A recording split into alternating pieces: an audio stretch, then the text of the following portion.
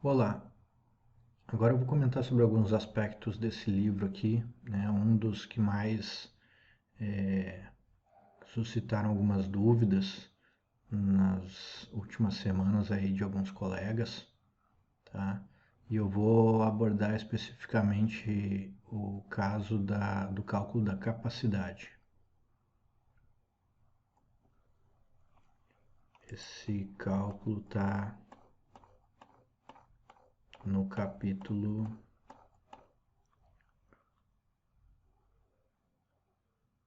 2, gestão da capacidade.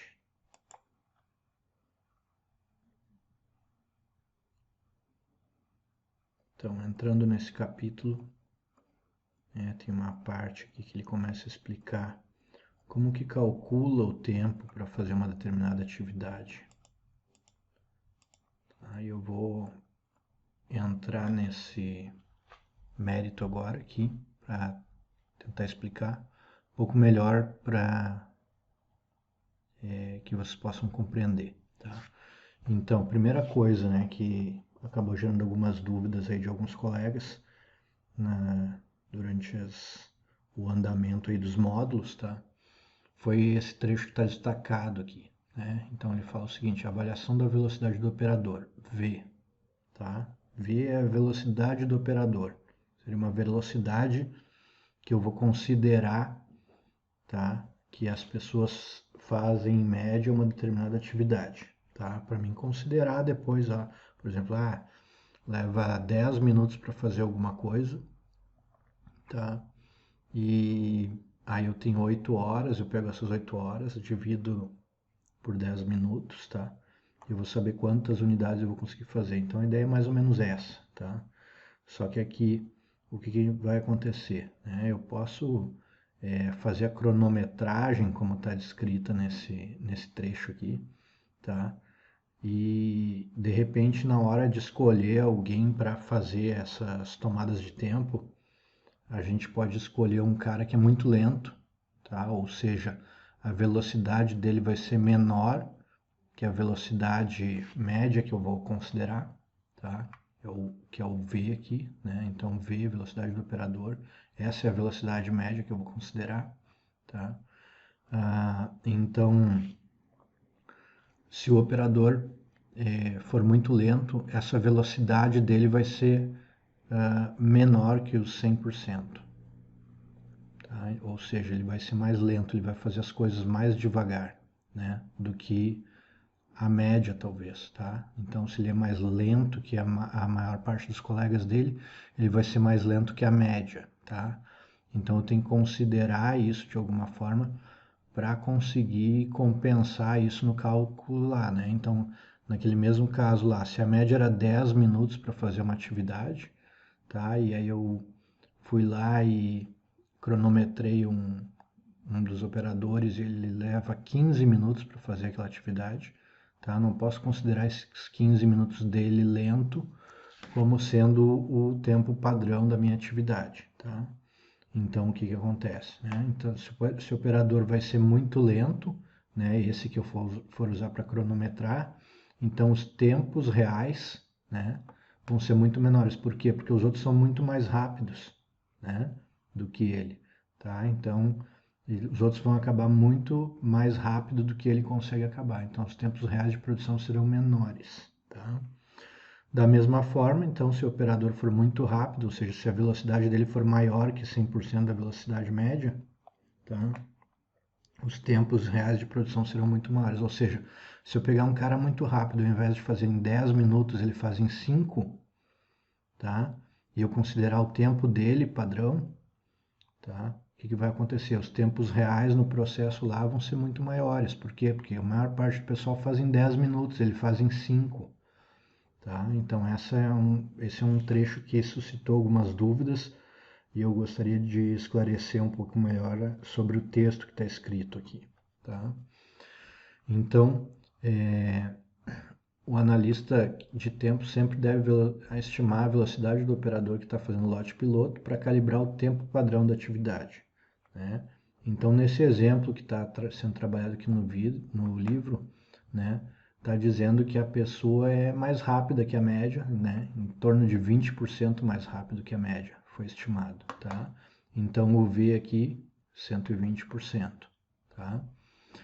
Depois tem um outro termo da equação que a gente utiliza para calcular o tempo padrão, tá? Que é o fator de tolerância. Então existe uma coisa que é o fator de tolerância, que é, por exemplo, como está descrito aqui, né, que nenhuma pessoa consegue trabalhar ininterruptamente, precisa ir no banheiro, precisa tomar café, precisa fumar um cigarro, precisa daqui a pouco sair um pouco daquele movimento todo que está desgastante ou alguma coisa assim, né? Tem trabalhos que acontecem em ambientes insalubres, né? Então o cara que está trabalhando num forno de uma metalúrgica, né? Ele provavelmente vai ter que dar umas paradinhas ali para dar uma retomada, né? Na sua disposição, né? Para trabalhar, né? Também já visitamos com alguns alunos armazéns frigorificados, né? Onde o pessoal guarda alimentos, às vezes até sorvete, né? Então aquele depósito todo é frigorificado, né? Então tem alguns que são alimentos frescos, outros são congelados, né? Ele tem que ser mantido daquela forma. Então o pessoal que trabalha naqueles ambientes ali, eles têm que de tempo em tempo dar uma paradinha para voltar à temperatura normal. Eles saem, ficam numa sala que não é refrigerada, tá? Para retornar o corpo à temperatura normal. Depois disso, eles podem retornar de novo para o trabalho no ambiente frio, né? Para não ficar sempre, sempre, sempre no frio, tá? Então, o que que acontece? Existe esse fator de tolerância aqui, que é um fator que tenta medir, né, o quanto a mais, né, a gente tem que colocar como uma espécie de, vamos dizer assim, talvez uma segurança a mais no tempo, tá? Quando a gente tem atividades mais insalubres, então eu tenho que adicionar um fator de tolerância maior, tá? Então aqui ele está dando exemplo, né? Costuma-se adotar 1,05, né, que seria 105%, para trabalhos em escritórios, tá? E 1,10 até 1,20 trabalhos em fábricas com boas condições ambientais, no caso 1,10. Aqui tem uma descrição um pouco dessas condições ambientais adequadas, tá? E trabalhos com nível de fadiga intermediário, que seria 1,20, né? Então, no caso, 120%. No nosso exemplo, vamos assumir então o fator de tolerância como sendo 1,10, tá? Ou 110%.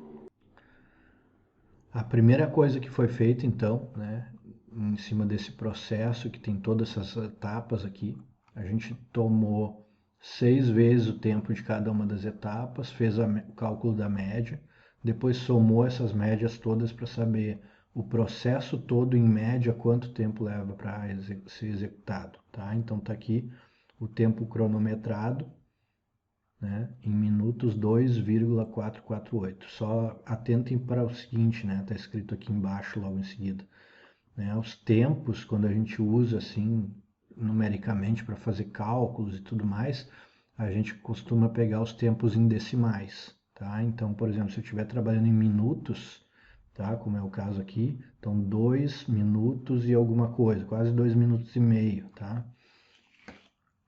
Só que esses 44 que tem aqui, depois da vírgula, né, não são 44 segundos, tá? São 0,44 segundos. Aliás, 0,44 minutos, desculpa. Tá?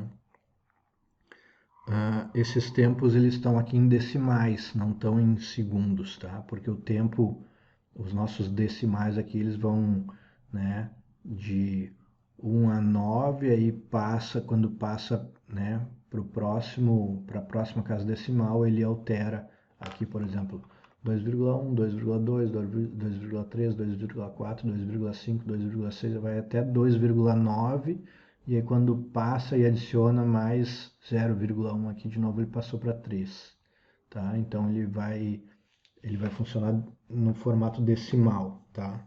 Ou seja, que utilizam números na base 10, tá? E o tempo ele funciona diferente, né? Ele vai de 1 a 60, tá? Então, por exemplo, se tu estiver lá contando 30 segundos, vai ser 0,50 segundos, tá? Se tu trabalhar em decimais, certo? Então tem uma transformaçãozinha que deve ser feita aí que é importante, tá? É só pegar o tempo lá em segundos, por exemplo, 20 segundos divide por 60, que é o tempo inteiro, né? E aí a gente vai saber quanto que é o decimal, a fração decimal, né? Porque aqui o minuto fica tranquilo, é só pegar o número de minutos mesmo, tá? Bom, então, logo o tempo médio para montar cada kit né, esse é o tempo cronometrado, é uma média, soma das médias, na verdade, de cada uma das etapas. 2 minutos, ó, e 0,448 vezes 60, né? Então, se a gente pegasse ali os 26,89 segundos e dividisse por 60, ia dar o 0,448, tá? Então, esse tempo em decimais. E aí, o que a gente vai fazer? Primeiro, calcular o tempo normal, tá? Então, vai pegar aqui o tempo normal, é o tempo cronometrado, que está aqui, e multiplica pela velocidade do operador, né, que a gente está considerando. Então, aqui a gente pegou um cara que era mais rápido, né, ele era 20% mais rápido que a média, então eu tenho que multiplicar por 120% aqui, né, ou 1,2 no caso, né, 120% equivale a 1,2. Então, pego 2,448, multiplico por 1,2, vai dar 2,938. Tá? E aí o próximo passo é calcular o tempo padrão, que é isso que a gente precisa. Tá? Para calcular o tempo padrão, eu pego esse tempo normal, que eu acabei de calcular, 2,938, e multiplico pelo fator de tolerância, tá? Que no nosso caso aqui foi 1,10. Tá? Então, 2,938 vezes 1,10, 3,232 minutos. Tá? Lembrando que isso aqui tem decimais. Tá? Então, aqui, né, nesse exemplo, eu já consigo agora calcular em média quanto que eu consigo produzir, né? Se eu precisar, por exemplo, em 1 hora, em 8 horas, eu quero saber quanto que eu consigo produzir, tá? Eu consigo fazer o cálculo como está descrito aqui, né? Então, aqui diz, né? Como cada hora tem 60 minutos, a capacidade de produção de kits de cada pessoa seria de 18,57 kits por hora. Como é que chegou nesse valor? Peguei os 60 minutos de 1 hora, dividi por 3,232 minutos, que leva para fazer um kit, que eu acabei de calcular aqui. Tá? Esse resultado, 18,57. Né? Ou, né, se eu quiser calcular num dia inteiro de trabalho, considerando 8 horas de trabalho, está aqui já. Certo? O princípio é isso, né? Uma explicação breve aí sobre como calcular o tempo, né? Porque eu utilizo isso para calcular a capacidade que eu tenho de produção, né? Então, uma explicação rápida aí sobre como funciona esse cálculo do tempo padrão, tá? Para fazer